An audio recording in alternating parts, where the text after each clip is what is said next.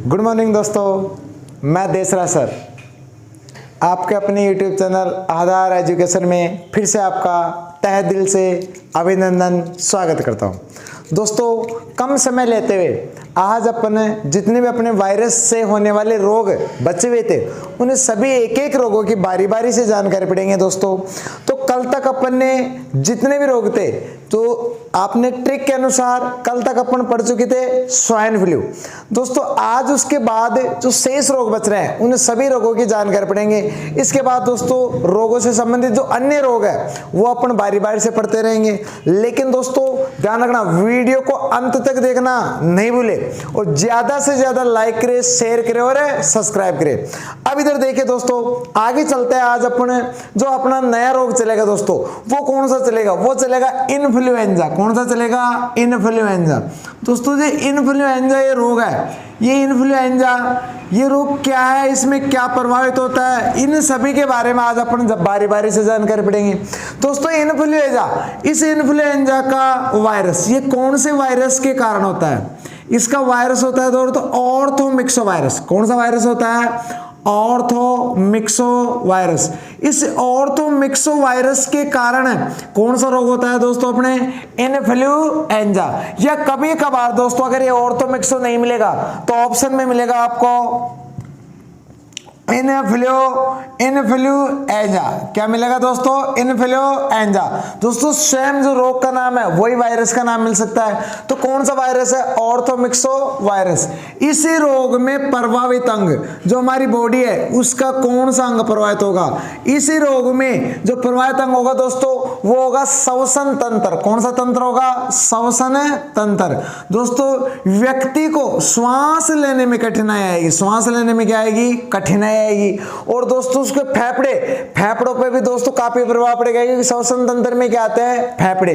दोस्तों, इसके लक्षण, इस इन्फ्लुएंजा के लक्षण, इसके लक्षण क्या क्या है? इसके अंदर लगती है दोस्तों जुकाम। क्या लगती है? जुकाम। जुकाम के साथ साथ क्या होती है? खांसी। जुकाम के साथ साथ क्या होगी? खांसी।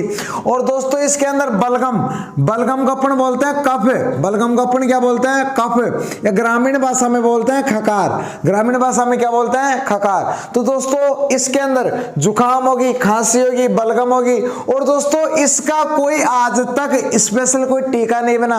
तो इसका उपचार बचाव ही उपचार है। उपचार क्या है दोस्तों? बचाव। जो अपनी सुरक्षा रख रखाव ढंग से करेगा दोस्तों वही इसका उपचार है। बचाव ही क्या है? उपचार है। दोस्तों छोटा सा रोग था, इसके बारे में अपन ने जानकारी पढ़ी कि इसका वायरस क्या होता है? ऑर्थोमिक्सो वायरस है। प्रभावित अंग क्या है? श्वसन तंत्र है। लक्षण क्या है? जुकाम, खांसी और बलगम। और इसका उपचार क्या है? बचाव ही क्या है इसका? उपचार। दोस्तों इसका कोई स्पेशल टीका नहीं बना।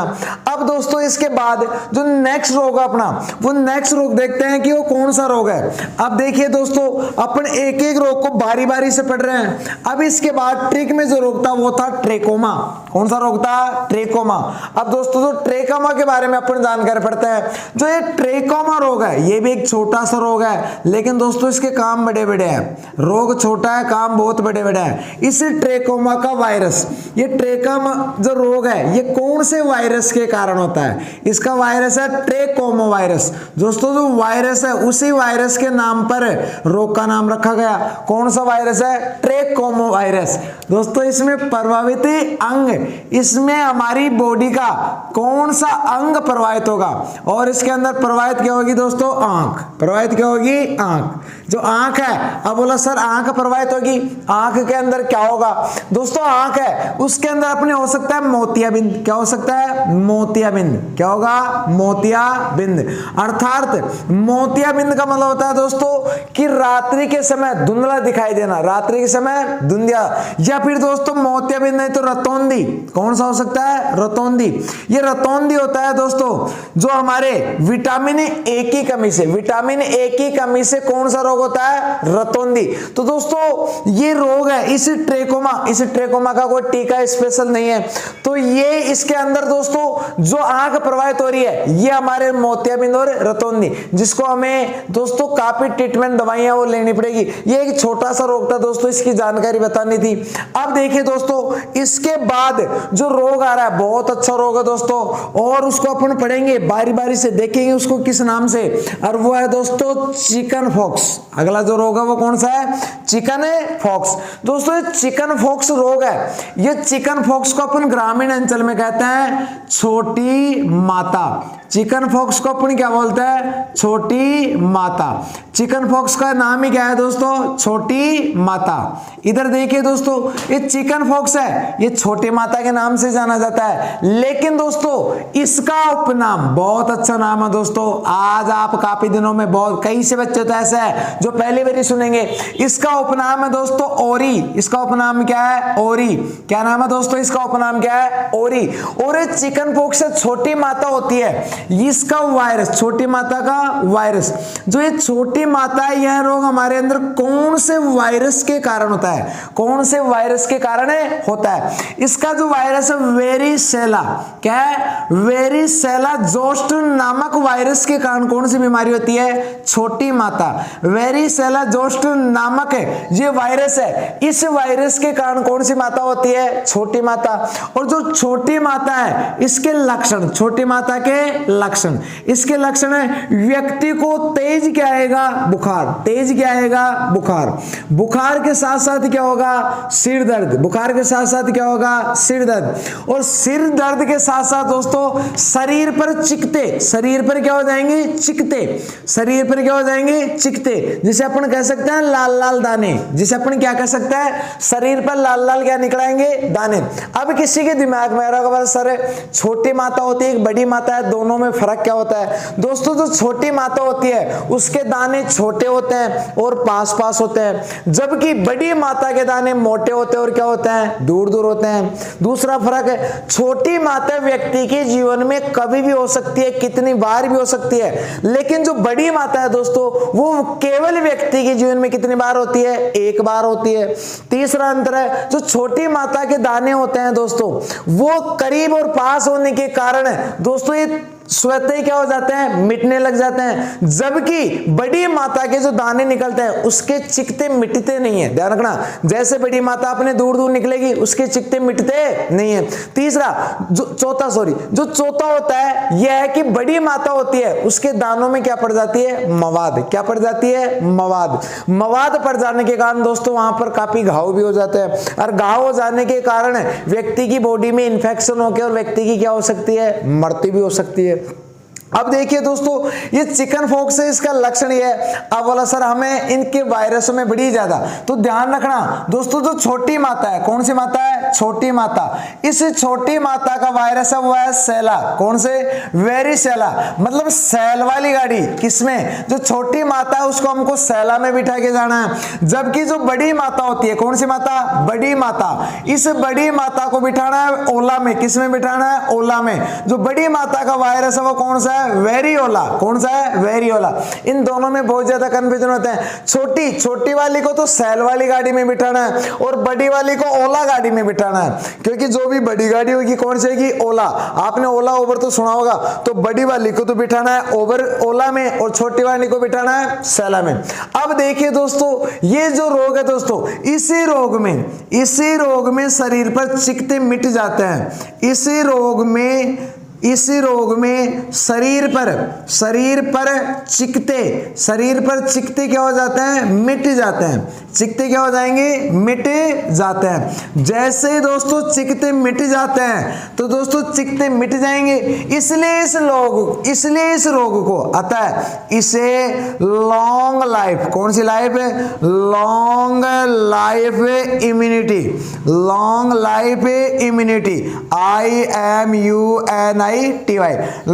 Life immunity disease, long life immunity disease भी कहते हैं, अर्थात छोटी माता का अन्य नाम क्या हो गया, लॉन्ग लाइफ इम्यूनिटी डिजीज। अब देखिए दोस्तों वापस से रिवीजन, जो चिकन फॉक्स है, चिकन फॉक्स को अपन क्या कहते हैं, छोटी माता कहते हैं। इस छोटी माता का उपनाम क्या है, ओरी, क्या नाम है, ओरी। इसका वायरस क्या है, वेरिसेला जोस्टर। वेरिसेला छोटी को किस में बिठाना है, सेल वाली में, बड़ी को किस में बिठाना है, ओला में। और इसके लक्षण तेज बुखार, बुखार के साथ क्या होगा, सिर दर्द, सिर दर्द के साथ शरीर पर क्या निकलेंगे, चिकते। और इस रोग में शरीर पर चिकते क्या हो जाते हैं, मिट जाते हैं। अतः इसे कौन सा, इसे लॉन्ग लाइफ इम्यूनिटी डिजीज भी कहते हैं। अब देखिए दोस्तों इसके बाद जो अगला जो रोग होगा वो होगा अपना बड़ी माता। कौन सी माता हो गई, बड़ी माता। एक एक रोग के बारे में अपन बड़ी गहराई से जानकारी पढ़ेंगे। अब देखिए दोस्तों जो बड़ी माता अपना जो रोग है, इस बड़ी माता के क्या तो लक्षण होते हैं दोस्तों, और किस किस नाम से उसे जाना जाता है, एक एक इसकी बारी बारी से अपन गहरी जानकारी से पढ़ेंगे। अब देखिए दोस्तों बड़ी माता, कौन सी माता, बड़ी माता। इस बड़ी माता को बोलते हैं स्मॉल फॉक्स। कौन सा फॉक्स बोलता है, स्मॉल फॉक्स। दोस्तों जो स्मॉल फॉक्स है ये इसी बड़ी माता का ही नाम है। कौन सी माता का नाम है, बड़ी माता। या अपन इसे कहते हैं चेचक, अपन इसे क्या कहते हैं, चेचक। तीन नामों से इसे जाना जाता है, या तो इसे बड़ी माता कह दो, या इसे स्मॉल फॉक्स कह दो, या फिर इसे क्या कह दो, चेचक कह दो। अभी देखना है जो बड़ी माता है, अभी थोड़ी देर पहले बताया था, इस बड़ी माता का वायरस, जो बड़ी माता होती है कौन से वायरस के कारण होती है, जो बड़ी माता होती है दोस्तों, इसका वायरस बड़ी को किस में बिठाना है, सेला में। तो कौन से वायरस, बड़ी को किस में, ओला में। तो कौन से वायरस के कारण होगी, वेरियोला। कौन सा, वेरियोला नामक जो वायरस है, इस वायरस के कारण कौन सा रोग होता है दोस्तों, बड़ी माता। और जो बड़ी माता है इसके अंदर प्रभावित अंग, जो हमारी बॉडी है इसका कौन सा अंग प्रभावित होगा, संपूर्ण शरीर। संपूर्ण शरीर, जो हमारा संपूर्ण शरीर है ये इस रोग के अंदर प्रभावित होगा। कौन से में, बड़ी माता। इस बड़ी माता में संपूर्ण शरीर प्रभावित होगा। अब देखिए दोस्तों इसके बाद इसके लक्षण, जो बड़ी माता होती है उसके लक्षण वही तेज बुखार, और बुखार के साथ साथ क्या होगा, सिर दर्द। बुखार के साथ साथ क्या होगा, सिर दर्द। सिर दर्द के साथ साथ दोस्तों इस रोग के अंदर क्या होगा, शरीर पर क्या निकलाएंगे, चिकते। शरीर पर बड़े बड़े दाने, शरीर पर बड़े बड़े दाने, या अपन इसे कह सकते हैं चिकते। इन दानों को अपन क्या बोलते हैं, चिकते। अब देखिए दोस्तों इस रोग के अंदर जो शरीर पर बड़े बड़े चिकते निकल आते हैं, पहले बता चुका छोटी माता और बड़ी माता में काफी अंतर होता है। छोटी माता के दाने पास पास होते हैं, इसके दाने दूर दूर होते हैं। इसके दाने साइज में क्या होते हैं दोस्तों, बड़े होते हैं। अब देखिए दोस्तों अब इस रोग या इस रोग के नियंत्रण हेतु, कौन से रोग के लिए, बड़ी माता। इस रोग के नियंत्रण हेतु सन 1962 में 1962 में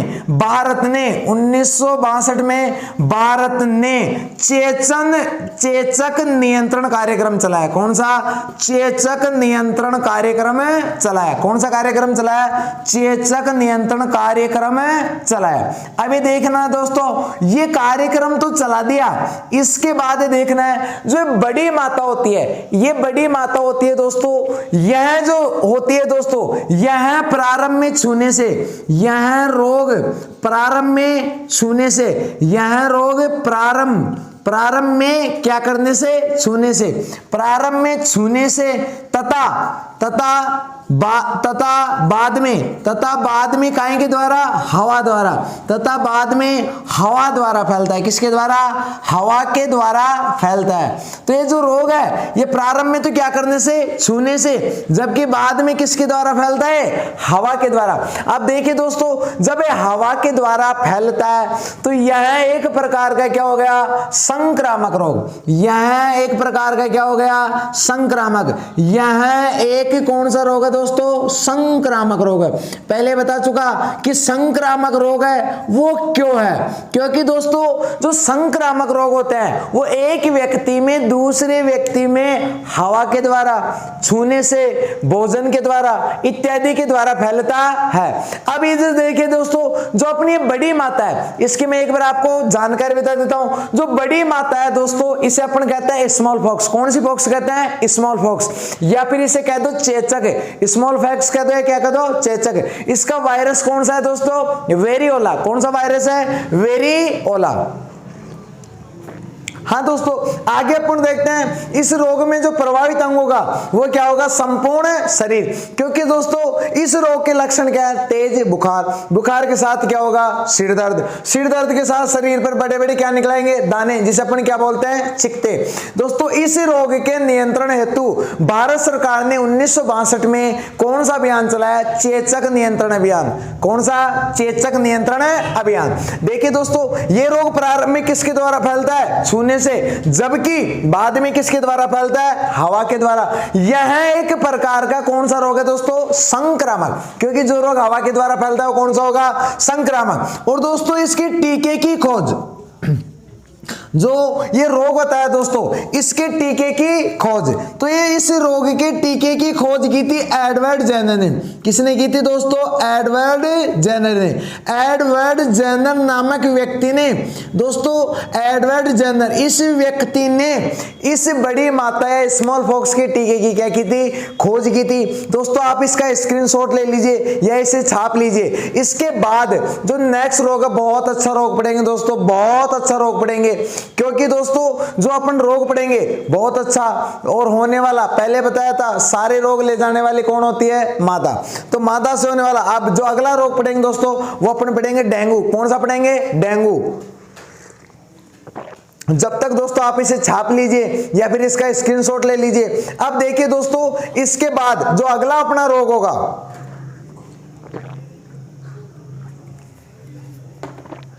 अगला अपना रोग होगा वो होगा दोस्तों डेंगू। जो अगला रोग होगा वो कौन सा होगा? अपना डेंगू। अब देखिए दोस्तों, इस डेंगू के बारे में अपन बारी बारी से जानकारी पढ़ेंगे कि डेंगू क्या है, किसके द्वारा होता है, इसको ले जाने वाली कौन है, कौन सा इसका वायरस है, एक एक बड़ी गहराई से जानकारी पढ़ेंगे। अब इधर देखिए दोस्तों, जो अगला रोग है वो है अपना डेंगू। अगला जो रोग है वो कौन सा है? डेंगू। बहुत अच्छा रोग है दोस्तों। इस डेंगू का वायरस, जो डेंगू ये कौन से वायरस के कारण होता है? डेंगू का वायरस। और देखिए दोस्तों, ये डेंगू है, इसका वायरस है फेवी वायरस। कौन सा वायरस है? फेवी वायरस। अगर दोस्तों ये फेवी वायरस आपको ऑप्शन में नहीं मिलता तो दूसरा मिलेगा ऑर्बो वायरस। दूसरा कौन सा मिलेगा? ऑर्बो वायरस। ये ऑर्बो वायरस दोस्तों, इस वायरस के कारण कौन सा रोग होता है? डेंगू। और ये तो वायरस है, इसको ले जाने का काम तो वाहक का कार्य, ले जाने का मतलब है वाहक का कार्य। इसको जो ले जाने वाली है वायरस को, वो वाहक का कार्य है मादा। कौन सी? मादा एंडीज इजिप्टाई। मादा एंडीज इजिप्टाई। ये मादा एंडीज इजिप्टाई है दोस्तों, ये एक मच्छर है। कौन सा? मच्छर है, मादा मच्छर है। ये मादा मच्छर इस वायरस को ले जाने का क्या करता है? कार्य। यह वायरस मच्छर की लार ग्रंथि में पाया जाता है। यह वायरस मच्छर की किसमें? लार ग्रंथियों में। मच्छर की लार ग्रंथियों में पाया जाता है। किसके अंदर पाया जाता है बेटा? मच्छर की लार ग्रंथियों में पाया जाता है। जैसे मच्छर की लार ग्रंथियों में पाया जाता है, मच्छर आके अपने को डसेगा और डसते ही दोस्तों तुरंत कौन सा रोग हो जाएगा? डेंगू। कौन सा रोग हो जाएगा? डेंगू। अब किसी के दिमाग में आ बोला सर डेंगू के लक्षण क्या है? डेंगू के लक्षण है व्यक्ति को तेज क्या आएगा? बुखार। व्यक्ति को तेज क्या आएगा? बुखार। बुखार के साथ क्या होगा दोस्तों? सिर दर्द। सिर दर्द के साथ होगा जोड़ों में दर्द। ये मुख्य लक्षण है दोस्तों इसका। जोड़ों में दर्द। जो डेंगू रोग होता है दोस्तों, उसमें व्यक्ति के जो जॉइंट होते हैं वो जॉइंट जाम हो जाते हैं, जॉइंट जाम हो जाते हैं, जोड़ों में दर्द हो जाता है, और इन जोड़ों में दर्द के कारण ही अतः इसे हड्डी तोड़ बुखार कहता है। अतः इसे हड्डी तोड़ बुखार कहता है। कौन सा बुखार कहता है दोस्तों? हड्डी तोड़ बुखार। अर्थात डेंगू का उपनाम क्या हो गया दोस्तों? हड्डी तोड़ बुखार। क्या हो गया? हड्डी तोड़ बुखार। अतः इस डेंगू को कौन सा बुखार कहता है? हड्डी तोड़ बुखार कहता है। क्यों कहता है दोस्तों?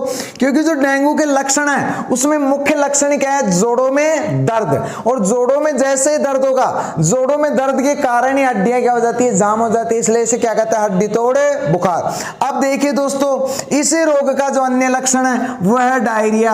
अन्य लक्षण क्या है? डायरिया। अपन डायरिया को बोलते हैं दस्त। डायरिया को क्या बोलते हैं? दस्त। इसी रोग के अंदर दोस्तों व्यक्ति के दस्त भी लगे जाते हैं। और जो इसके लक्षण है, अन्य लक्षण, वह प्लेटलेट्स में कमी। प्लेटलेट्स में कमी दोस्तों ये क्या होती है? जब आपको मैं ब्लड पढ़ाऊंगा वहां पर बताऊंगा जो रक्त समूह है वो 3 प्रकार का होता है, आरबीसी, डब्ल्यूबीसी और प्लेटलेट्स। ये प्लेटलेट्स होती है, ये रक्त का थक्का बनाने का कार्य करते हैं। हमारी बॉडी में रक्त का क्या बनाएगी? थक्का। तो दोस्तों जैसे रक्त का थक्का बनाती है, तो थक्के जैसे रक्त का थक्का बनाएगी तो शरीर के अंगों में रक्त स्राव नहीं होगा, अर्थात रक्त स्राव को रोकता है। अब देखिए दोस्तों, इसके बाद अपन देखते हैं जो डेंगू है दोस्तों। इस डेंगू के अंदर दोस्तों क्या क्या होते हैं दोस्तों? अब देखिए दोस्तों, डेंगू में क्या होगा? इस रोग की बाद वाली अवस्था में, इस रोग की बाद वाली अवस्था में, इस रोग की बाद वाली अवस्था में प्लेटलेट्स जो प्लेटलेट्स होती है दोस्तों, प्लेटलेट्स क्या हो जाती है? गिर जाती है, जिसे थ्रोम्बोसाइटोपिनिया कहते हैं। जिसे कौन सा रोग कहते हैं दोस्तों? थ्रोम्बोसाइटोपिनिया। दोस्तों थ्रोम्बोसाइटोपिनिया अर्थात प्लेटलेट्स का कम होना ही क्या कहलाता है? थ्रोम्बोसाइटोपिनिया, जिसे थ्रोम्बोसाइटोपिनिया कहते हैं। अर्थात प्लेटलेट्स का कम होना ही क्या कहलाता है? थ्रोम्बोसाइटोपिनिया, जिसके कारण शरीर के विभिन्न अंगों से रक्त स्राव होने लगता है। जिससे शरीर के अंगों से रक्त स्राव होने लगता है। के अंगों से रक्त स्राव का मतलब समझ रहे हो ना? गांव की भाषा में बोलते हैं खून का पानी, ग्रामीण भाषा में क्या बोलते हैं? खून का पानी। अंगों से क्या होता है? रक्त स्राव होने लगता है। क्या होने लगता है? रक्त स्राव होने लगता है। अब इधर देखिए दोस्तों, जिस रक्त स्राव होने लगता है जिसे डीएचएफ कहते हैं। जिसे क्या बोलते हैं अपन? डीएचएफ। जिसे क्या कहते हैं? डीएचएफ कहते हैं। अब किसी के दिमाग में आ रहा होगा, बोला सर ये डीएचएफ क्या होता है? ये डीएचएफ क्या होता है दोस्तों? जो डीएचएफ होता है, हमारी बॉडी में किसी भी अंग से रक्त स्राव होना कहलाता है हेमरेज। क्या कहलाता है? हेमरेज। तो दोस्तों अगर डेंगू के अंदर हमारे अंगों से रक्त स्राव होगा तो कहलाएगा डेंगू हेमरेज। तो दोस्तों ऐसा अर्थात इसे डीएचएफ का नाम होगा डेंगू हेमरेज फीवर। डीएचएफ का नाम क्या होगा? Dengue haemorrhage fever. जब तक दोस्तों आप इसे छापिए। अब इसके बाद इसी रोग की अन्य जानकारियां पढ़ रहे हैं दोस्तों। हाँ, इसका स्क्रीनशॉट ले लीजिए। अब दोस्तों जो डेंगू रोग है, इस डेंगू रोग की अन्य जो निम्न जानकारी है दोस्तों, वो अपन बारी बारी से पढ़ेंगे कि इस रोग की अन्य जो निम्न जानकारी है वो कौन कौन सी है। अब देखिए दोस्तों, आपको पहले तो ये बताना है कि जो डीएचएफ होता है दोस्तों, इस डीएचएफ का पूरा नाम क्या है? किसका? डीएचएफ। डीएचएफ को अपन बोलते हैं dengue haemorrhage fever. Dengue haemorrhage fever. क्या बोलेंगे दोस्तों? Dengue haemorrhage fever. ये किसका नाम है? डीएचएफ का। अब देखिए दोस्तों, जो डीएचएफ का नाम के बाद अब ये देखते हैं दोस्तों, जो डेंगू रोग हो जाता है इसका उपचार। डेंगू रोग का उपचार दोस्तों बचाव ही उपचार है। बचाव ही क्या है? उपचार है। बचाव ही उपचार है। जितना आप बच के चलोगे वो इसका उपचार है। अगर दोस्तों बचाव उपचार है, इसके साथ साथ क्या होता है दोस्तों? जो एंटीबायोटिक है उसका कोई प्रभाव नहीं पड़ता इस रोग में, या इसमें एंटीबायोटिक का कोई प्रभाव नहीं पड़ता। किसका? एंटीबायोटिक। एंटीबायोटिक, जिसको अपन बोलते हैं प्रतिरक्षी, का कोई प्रभाव नहीं पड़ता, कोई प्रभाव नहीं पड़ता। कौन से रोग में नहीं पड़ता दोस्तों? डेंगू के अंदर एंटीबायोटिक का हमारी बॉडी के ऊपर कोई भी प्रभाव नहीं पड़ता। इसके बाद देखते हैं जो डेंगू है दोस्तों, इसके अंदर इसमें पैरासीटामोल, कौन सी दवाई दोस्तों? पैरासीटामोल, जिसको अपन शॉर्ट में बोलते हैं पीसीएम, शॉर्ट में क्या बोलते हैं? पीसीएम। इसके अंदर पैरासीटामोल का अधिक उपयोग नहीं करे, अधिक उपयोग नहीं करे, क्योंकि दोस्तों पैरासीटामोल होती है ये हमारे लिए घातक है, पैरासीटामोल का अधिक उपयोग न करे। अब आगे देखिए दोस्तों, इसके अंदर जो उपचार चल रहा है, या फिर इसके अंदर पिलाते हैं ओआरएस। क्या पिलाते हैं? ओआरएस। क्या पिलाया जाता है? ओआरएस। क्या पिलाते हैं? ओआरएस। अगर दोस्तों ओआरएस भी नहीं पिलाते तो दोस्तों फिर चलता है अपने बकरी का दूध। क्या देते हैं दोस्तों? बकरी का दूध। अगर दोस्तों बकरी का दूध नहीं मिलता तो फिर देता है ऊँटनी का। किसका? ऊँटनी का दूध। किसका दूध? ऊँटनी का दूध। अगर ऊँटनी का भी दोस्तों नहीं मिलता फिर मिलता है भेड़ का, या फिर अपन बोल दो भेड़नी का दूध। किसका दूध दोस्तों? भेड़नी का दूध। अगर दोस्तों ये भी नहीं उपलब्ध है, अपन लेते हैं नारियल का पानी। किसका पानी दोस्तों? नारियल का पानी। किसका पानी? नारियल का पानी। अगर दोस्तों ये भी नहीं मिले तो फिर अपन लेते हैं इसमें गिलोय नीम। कौन सा? गिलोय नीम। दोस्तों ये गिलोय नीम होता है, ये क्या होता है? प्लेटलेट्स के लिए बहुत फायदेमंद होता है। कौन सा नीम है? गिलोय नीम। अगर दोस्तों ये भी अपने पास अवेलेबल है नहीं है तो दोस्तों पपीते होते हैं ना, जो पपीते होते हैं, इस पपीते के पत्तों का रस, तो दोस्तों यह पपीते के पत्तों का रस नहीं है तो इसमें अपन काम में ले लेते हैं एलोवेरा, जिसे अपन बोलते हैं गंवार पाटा। क्या बोलते हैं दोस्तों? गंवार पाटा। तो दोस्तों ये सारे इस रोग के अंदर उपचार में लिए जाने वाले दोस्तों सारी औषधियां, जैसे क्या क्या दोस्तों? बचावी उपचार है, एंटीबायोटिक पर इसमें कोई प्रभाव नहीं पड़ता, या पैरासीटामोल ज्यादा मात्रा में नहीं ले, इसके अंदर ओआरएस पिलाया जाता है, बकरी का दूध काम में लो, या ऊँटनी का काम में लो, या भेड़नी का काम में लो, या फिर नारियल पानी, या फिर गिलोय नीम, या फिर पपीता के पत्तों का रस, या फिर गंवार पाटा। तो दोस्तों डेंगू में होने वाली जो आपको समस्त जानकारी थी, ये एक एक जानकारी मैंने आपको बारीकी से बताई। और इसके बाद दोस्तों जो मैंने ट्रिक के अनुसार बताए थे, उन सभी रोगों में दोस्तों जो अपना लास्ट और फाइनल रोग आया था दोस्तों, वो था चिकनगुनिया। कौन सा था? चिकनगुनिया। अब दोस्तों अपन चिकनगुनिया के बारे में जानकारी पढ़ते हैं। अब इधर देखिए दोस्तों, जो चिकनगुनिया रोग है दोस्तों, इसमें क्या होता है? चिकनगुनिया कुछ ज्यादा बड़ा रोग नहीं है दोस्तों, लेकिन इसके काम बहुत बड़े बड़े हैं। चिकनगुनिया, इसी चिकनगुनिया का वायरस, जो चिकनगुनिया रोग है, ये कौन से वायरस के कारण होता है? ये होता है दोस्तों अल्फा वायरस। कौन से वायरस के कारण? Alpha virus. अल्फा वायरस के कारण कौन सा रोग होता है दोस्तों? चिकनगुनिया। और इस वायरस को ले जाने वाले को अपन क्या कहेंगे? वाहक। और इसमें वाहक का कार्य वही मादा एंडीज मच्छर। क्या? मादा एंडेज इजिप्टाई। मादा एंडेज इजिप्टाई, जो मादा एंडीज इजिप्टाई मच्छर है, ये इजिप्टाई मच्छर होता है दोस्तों, ये इसके अंदर क्या होता है? वाहक का कार्य। वाहक बोले तो ले जाने का कार्य करता है। वही दोस्तों जो ये वायरस है मच्छर की लार ग्रंथियों में पाया जाता है। यह वायरस मच्छर की लार ग्रंथियों में पाया जाता है। किसके अंदर है? मच्छर की लार ग्रंथियों में। जो मच्छर की लार ग्रंथियों में वायरस पाया जाता है वो कौन सा होता है? अल्फा। जैसे ही मच्छर हमारे को डसेगा वो तुरंत क्या हो जाएगा? चिकनगुनिया। चिकनगुनिया। आप देखिए दोस्तों जो चिकनगुनिया है इसके लक्षण क्या क्या है दोस्तों? वही जो हमारे डेंगू के लक्षण है वही सेम इसके लक्षण है। देखिए दोस्तों क्या क्या है लक्षण है इसके? वही तेज बुखार, बुखार के साथ होगा सिर दर्द, बुखार के साथ क्या होगा? सिर दर्द, और सिर दर्द के साथ साथ दोस्तों वही जोड़ों में दर्द। किसमें? जोड़ों में दर्द।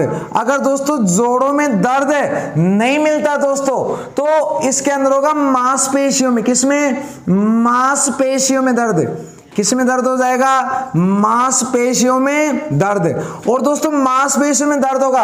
अब किसी के दिमाग में आ रहा होगा, बोला सर दोनों के मच्छर सेम है, वायरस अलग अलग। बिल्कुल बेटा, दोनों के मच्छर सेम और वायरस अलग अलग है, लेकिन इन मच्छरों में क्या फर्क है दोस्तों?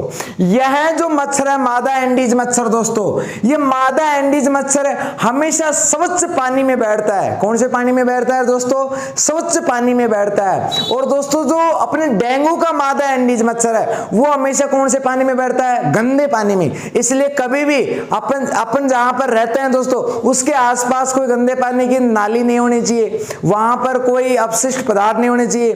तो देखिए दोस्तों दोनों मच्छरों में क्या फर्क है? ये हमेशा स्वच्छ पानी में बैठता है और हमेशा गंदे पानी में बैठता है। उसका वायरस, और वो वायरस था फेवी वायरस था, इसका वायरस कौन सा है? Alpha virus. और दोस्तों इसे चिकनगुनिया का उपचार, चिकनगुनिया का उपचार, बचाव ही क्या है दोस्तों? उपचार है। बचाव ही क्या है? उपचार। जितनी ज्यादा आप अपनी सुरक्षा करोगे दोस्तों वही इसका उपचार है, वही इसका क्या है? उपचार है। तो दोस्तों ये अपने ट्रिक के अनुसार जितने भी वायरस जनित रोग थे उन एक एक रोगों के बारे में बड़ी जानकारी पड़ी।